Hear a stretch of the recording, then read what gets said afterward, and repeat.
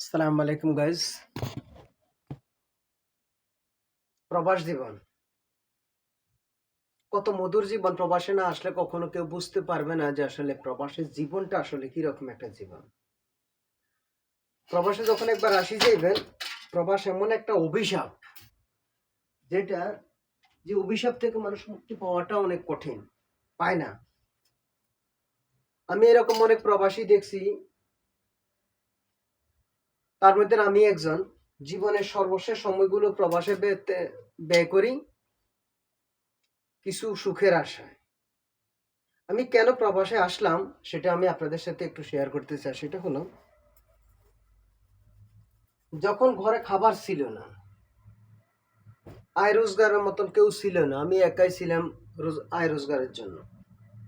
ওই মুহূর্তে প্রবাসে আসাটা আমার জন্য একেবারে ফরজ হয়ে গেছে। পড়ালেখা ছেড়ে দিয়ে তারপর চলে আসছে। কত কষ্ট করছি আল্লাহ। অভাব কাকে বলে আমি অভাব দেখছি। অভাব কত প্রকার ও কি কি, অভাবের গায়ের রং কি, গায়ের গন্ধ কি, আমি কইতে পারবো। অভাব যে কত খারাপ, অভাবের তাড়নায় মানুষ অনেক কিছু করতে পারে। অভাবে পড়লে মানুষ হিতে হিত জ্ঞান হারিয়ে ফেলেন। অভাবে পড়লে মানুষ এমন কিছু কাজ করে যেটা সে নিজ জীবনে কোনোদিন কল্পনা করে না যে আমার দ্বারা এই কাজটা হয়ে যাবে।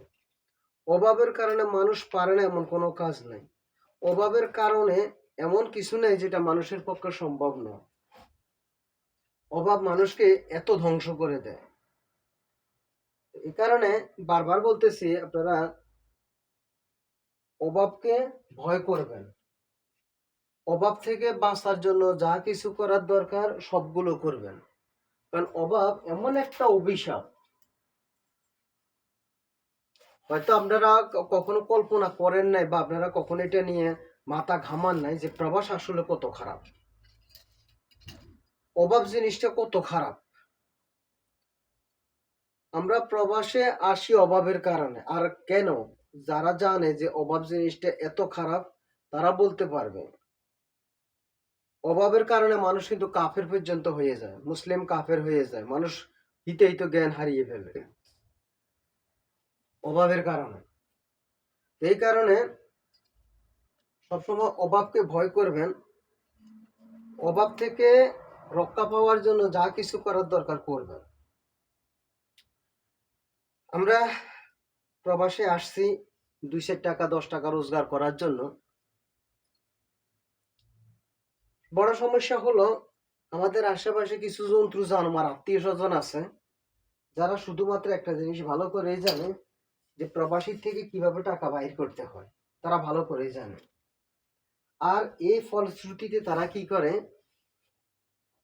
তারা বিভিন্ন ধরনের শয়তানি সৃষ্টি করে। আমি আমার বাস্তব অভিজ্ঞতার কথা বলি। আমার আব্বা মারা গেছে, তারপর আমি প্রবাসে আসার ধরেন অনেক বছর পর, 9 বছর পর মারা গেছে। তো আমি বাড়িতে যতবারে টাকা পাঠাইছি, আমি বললাম যে আমার সেভিংস অ্যাকাউন্টে কিছু টাকা রাখার জন্য। একটা টাকাও রাখে নাই, একটা টাকাও রাখে নাই। আমার আপন মায়ের পেটের ভাই যার অ্যাকাউন্টে টাকা পাঠাইতেন, তারাও বলছি, ওনারাও বলছি যে আমার অ্যাকাউন্টের মধ্যে 2 পয়সা রাখার জন্য, অ্যাকাউন্টে যাতে করে ক্লোজ না হয়। একটা অ্যাকাউন্ট খুঁজতে কত সমস্যা, আর একটা অ্যাকাউন্ট পড়ে থাকলে 2 টাকা জমা করতে পারবো। আমি 2004 সালে আসছে। প্রথম প্রথম কিন্তু ব্যাংক কোনো চার্জ কাটতো না। এরপর থেকে শুরু হলে ব্যাংক একটা নির্ধারিত একটা চার্জ কাটা শুরু করে দিয়েছে। ব্যাংক যখন চার্জ কাটা শুরু করে দিয়েছে, তখন মনে করেন আস্তে আস্তে এখন টাকার ইয়েটা কমে যেতে আছে। তো আমি সরকারের কাছে একটা আবেদন, যে যদি অন্তত ব্যাংক চার্জটা যদি যে বন্ধ করে রাখা যায়, যে ব্যাংকে কোনো টাকা কাটা হবে না, লাভ দেওয়া হবে, শুধু লাভই দেওয়া হবে, তাহলে কিন্তু স্বল্প পুঁজির যারা আছে তারা কিছুটা মোটিভেট পাবে, এবং তারা কিছুটা টাকা পয়সা জমা করার কিছু সাহস পাবে। তো এই পরামর্শটা দিচ্ছি আমি। ইনশাল্লাহ আমার ভিডিওগুলোতে ছোট ছোট ভিডিও আমি অনেকগুলো আপলোড করে দিব।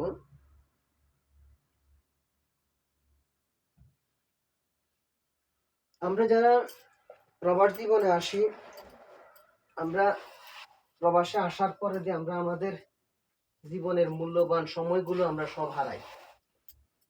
মূল্যবান আমাদের যে সময়গুলো আছে সবগুলো আমরা শেষ করে দিই। এক সময় আমাদের কাছে প্রচুর পরিমাণে টাকা পয়সা থাকবে, কিন্তু ওই সময় আমাদের কিন্তু সেই সময়গুলো আর, সোনালী সময়গুলো আর ফেরত আসবে না। করার কিছু নেই। প্রবাস আসলে খুবই কঠিন একটা জীবন।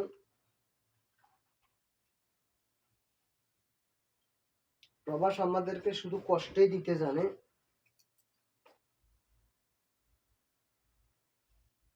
আমরা এই যে এখন আমি চলে যাব কাজ করতে, মুজা লাগাই কি কারণে মুজা লাগাইতে হয়, এই যে দেখলেন যে মুজা, জুতা পরলে যাতে করে পায়ের উপর কোনো এফেক্ট না আসে,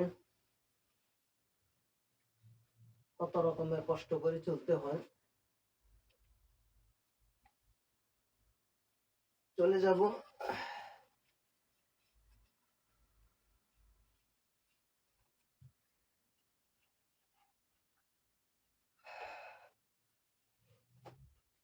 এই জামা কাপড়গুলো একটু বাইরে কিছুক্ষণ রাখি দিলে কিছুটা শুকাবে, একটু পরতে একটু ভালো লাগবে একটু।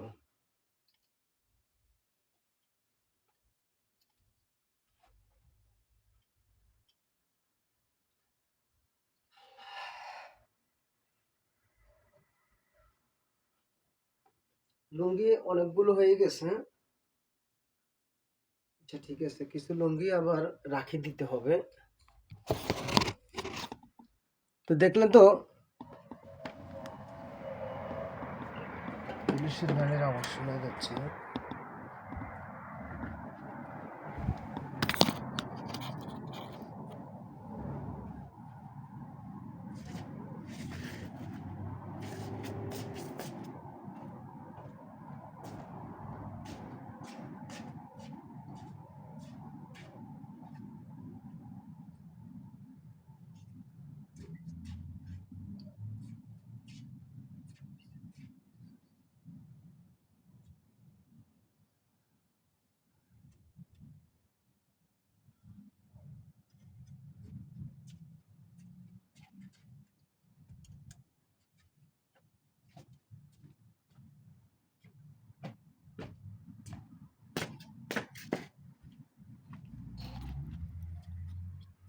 রুমের লাইটগুলো একটু বন্ধ করে দিই,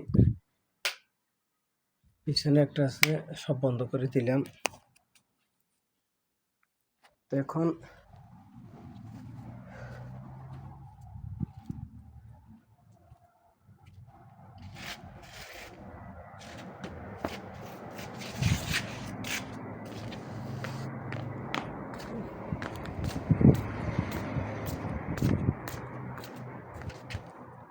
এই যে কার্পেটটা একটু শুকাই রাখি।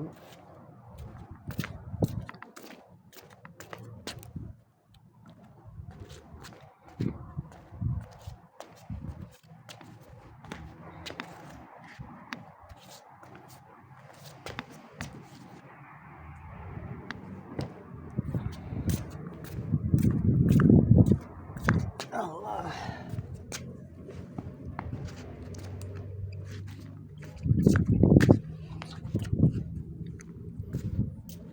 আল্লাহ হাসবুল্লাহ ওয়া নি'মাল ওয়াকিল। এই যে জুতাটা একটু সকাল থেকে শুকাইছে, এরপর আরো কিছুক্ষণ একটু রোদ্রে রাখি দিই।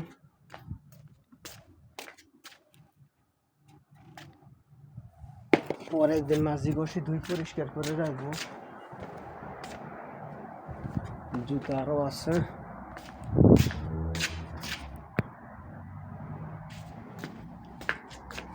যাক, মোবাইলটা আপাতত রুমে রাখি দিই, চার্জে রাখি, চার্জ হইতে থাকুক। এরপরে দিয়ে আমি অনেক কাজ, আপাতত সময়টা নষ্ট না করে চলে যাচ্ছি। আল্লাহ হাফেজ। এটাই হলো তো প্রবাসের জীবন। আসসালামু আলাইকুম।